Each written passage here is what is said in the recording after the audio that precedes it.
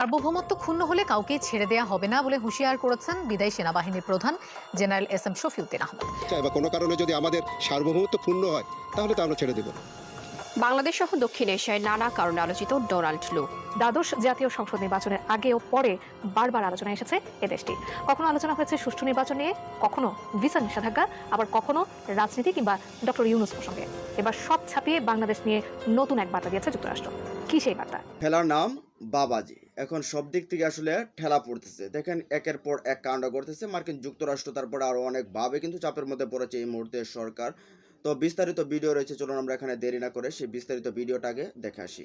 কদিন আগেই ঢাকা ঘুরে গেছেন যুক্তরাষ্ট্রের দক্ষিণ ও মধ্য এশিয়া বিষয়ক সহকারী পররাষ্ট্রমন্ত্রী ডোনাল্ড লু। তার সফর ঘিরে ঢাকা ওয়াশিংটন সম্পর্কে বরফ গলার বার্তা ছিল। বাংলাদেশ নিয়ে দীর্ঘ কয়েক মাস ধরে আলোচনায় থাকার চেষ্টা করেছে যুক্তরাষ্ট্র। দ্বাদশ জাতীয় সংসদ নির্বাচনের আগে ও পরে বারবার আলোচনায় এসেছে এ দেশটি। কখনো আলোচনা হয়েছে সুষ্ঠু নির্বাচন নিয়ে, কখনো ভিসা নিষেধাজ্ঞা, আবার কখনো রাজনীতি কিংবা ডক্টর ইউনূস প্রসঙ্গে। এবার সব ছাপিয়ে বাংলাদেশ নিয়ে নতুন এক বার্তা দিয়েছে যুক্তরাষ্ট্র। কি সেই বার্তা জানাচ্ছেন এসআই রাজ।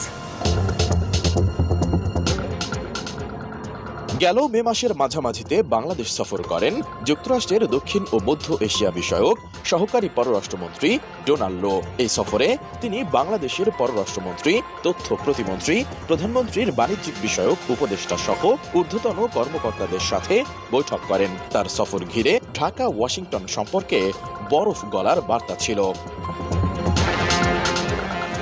কিন্তু গত 20 মে দুর্নীতিতে জড়িত থাকার কারণে বাংলাদেশের সাবেক সেনাপ্রধান জেনারেল আজিজ আহমেদের বিরুদ্ধে নিষেধাজ্ঞা দেয় মার্কিন প্রশাসন। এরপর থেকে বাংলাদেশ নিয়ে মার্কিন মনোভাব কোন দিকে মোড় নিচ্ছে তা নিয়ে তৈরি হয় জল্পনা। তবে এবার সেই জল্পনার ডালপালা ছেটে ঢাকা ওয়াশিংটন সম্পর্ক নিয়ে নতুন বার্তা দিয়েছেন দেশটির পররাষ্ট্র মন্ত্রণালয়ের দক্ষিণ ও এশিয়া বিষয়ক এই অ্যাসিস্ট্যান্ট সেক্রেটারি।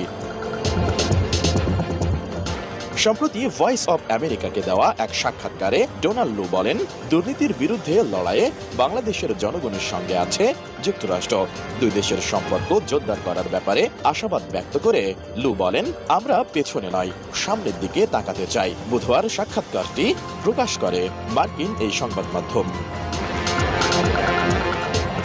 এতে ডোনাল্ড লু দুর্নীতি বিরোধী লড়াইয়ে বাংলাদেশ সরকারের সঙ্গে একসঙ্গে কাজ করার ক্ষেত্রে যুক্তরাষ্ট্রের কমিটমেন্টের ব্যাপারটিও গুরুত্বের সঙ্গে তুলে ধরেন। এতে ডোনাল্ড লু দুর্নীতি বিরোধী লড়াইয়ে বাংলাদেশ সরকারের সঙ্গে একসঙ্গে কাজ করার ক্ষেত্রে যুক্তরাষ্ট্রের কমিটমেন্টের ব্যাপারটিও গুরুত্বের সাথে তুলে ধরেন। একই সঙ্গে অর্থনৈতিক সহযোগিতা, জলবায়ু সংকট মোকাবেলা, নারী অধিকার ও উন্নয়ন, গণতন্ত্র ও মানবাধিকার ইস্যুতে বাংলাদেশের জনগণের সঙ্গে একসঙ্গে কাজ করার ব্যাপারে যুক্তরাষ্ট্রের কমিটমেন্ট সহ অভিন্ন স্বার্থ সংশ্লিষ্ট বিষয়ে বিভিন্ন প্রশ্নের জবাব দেন। পাশাপাশি অদূর ভবিষ্যতে অন্যান্য উচ্চ প্রোফাইলের বাংলাদেশি নাগরিকদের ওপরও দুর্নীতির সঙ্গে সম্পর্কিত এ ধরনের নিষেধাজ্ঞা যুক্তরাষ্ট্র আরোপ করবে কিনা এমন প্রশ্নে তিনি বলেন, যখন আমাদের কাছে উল্লেখযোগ্য দুর্নীতির বিশ্বাসযোগ্য তথ্য থাকে তখন আমরা সারা বিশ্বেই নিষেধাজ্ঞা এবং ভিসা বিধিনিষেধের আকারে প্রকাশ্যে পদক্ষেপ নিই। আশা করি বাংলাদেশের জনগণের সঙ্গে মিলে সব ধরনের দুর্নীতির বিরুদ্ধে লড়াইয়ের অভিন্ন লক্ষ্য অর্জনে একসঙ্গে কাজ করে যাবে যুক্তরাষ্ট্র। সার্বভৌমত্ব ক্ষুণ্ণ হলে কাউকে ছেড়ে দেয়া হবে না বলে হুঁশিয়ার করেছেন বিদায়ী সেনাবাহিনীর প্রধান জেনারেল এস.এম. শফিউদ্দিন আহমেদ। দুপুরে শরীয়তপুরের জাজিরায় তিনি বলেন, বহিঃশত্রুর যে কোনো আক্রমণ প্রতিহত করা হবে। কেউ যুদ্ধ চাপিয়ে দিতে চাইলে বসে থাকবে না প্রতিরক্ষা বাহিনী। সাম্প্রতিক সময়ে মিয়ানমার থেকে বেশ কয়েকবার গুলি ছোড়া হয় সেন্ট মার্টিনের বাসিন্দাদের দিকে। আতঙ্কে টেকনাফ সেন্ট মার্টিন রুটে বন্ধ হয়ে যায় নৌযান চলাচল। বাংলাদেশের জলসীমায় মিয়ানমারের যুদ্ধজাহাজও দেখা যায়। বিষয়টি নিয়ে তৈরি হয়েছে উদ্বেগ। সেনাপ্রধান বলছেন, সার্বভৌমত্বের প্রশ্নে কোনো ছাড় নেই। আমরা তো যুদ্ধ করতে চাই না, আমরা সবাই সঙ্গে বন্ধুত্ব বজায় রাখতে চাই। বাট কেউ যদি যুদ্ধ চাপাই দিতে চায় বা কোনো কারণে যদি আমাদের সার্বভৌমত্ব ক্ষুণ্ণ হয় তাহলে তো আমরা ছেড়ে দেব। তো বর্তমান যে পরিস্থিতি ফুললি আন্ডার কন্ট্রোল। শরীয়তপুরের জাজিরায় সেনাবাহিনীর 9ম পদাতিক ডিভিশনের তত্ত্বাবধানে শেখ রাসেল সেনানিবাসে ছিল একটি ব্রিগেড সিগন্যাল কোম্পানির পতাকা উত্তোলন অনুষ্ঠান। সেখানে তিনি আরও জানান, সীমান্তে বিজিবি এবং কোস্টগার্ড প্রস্তুত রয়েছে। দেশে যদি বহিঃশত্রু আক্রমণ হয় সেটাকে প্রতিহত আমরা করব, এ বিষয়ে কোনো সন্দেহ নেই।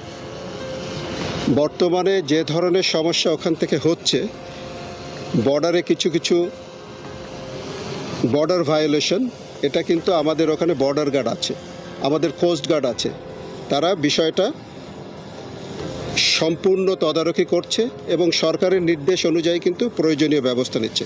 আমরা কিন্তু খুব প্রস্তুত আছি, যদি এর চেয়ে লেভেল অন্যদিকে যায় তার সমুচিত ব্যবস্থা আমরা নিব। আমাদের শুধু সেনাবাহিনী, আমি জানি নৌবাহিনী, বিমান বাহিনী, তারাও প্রস্তুত।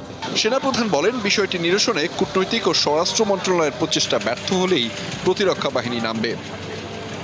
শিক্ষকতার পেশা অনেক পছন্দ, অনেকবারই বলেছেন। জি। অবসরকালীন সময় কি আপনি ওই পেশার সাথে যাওয়ার জন্য?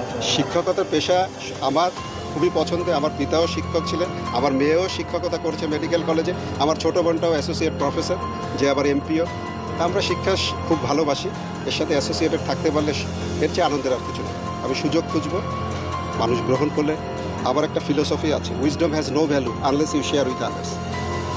আমার যে জ্ঞান যাই আছে, এটা কোনো মূল্য থাকবে না যদি আমি অন্যদের মাঝে বিতরণ করতে না পারি। 81 সালে আর্মিতে ঢুকছি, তারপরে কত বছর, এত বছর ধরে ইউনিফর্ম পরতে পরতে ইউনিফর্মটা একটা চামড়ার মতো হয়ে গেছে।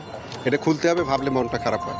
বাট আবার খুশি এই জন্য যে বাংলাদেশ সেনাবাহিনীতে ভালোবেসে যোগদান করেছিলাম, সেখানে সফলতার সাথে এত বছর চাকরি করে এবং এই প্রতিষ্ঠানে শীর্ষে উঠে আমার প্রদত্ত দায়িত্ব সুন্দরভাবে পালন করে শেষ করছি। আল্লাহর বিশেষ রহমত, মানুষের দোয়া, সবার সহযোগ। তো প্রিয় দর্শক, আপনারা তখন দেখলেন যে ভিডিওতে আসলে কি বলা হয়েছে। সেই ভিডিওটাতে দেখানো হয়েছে যে আসলে কেমনভাবে কি অবস্থাতে রয়েছে।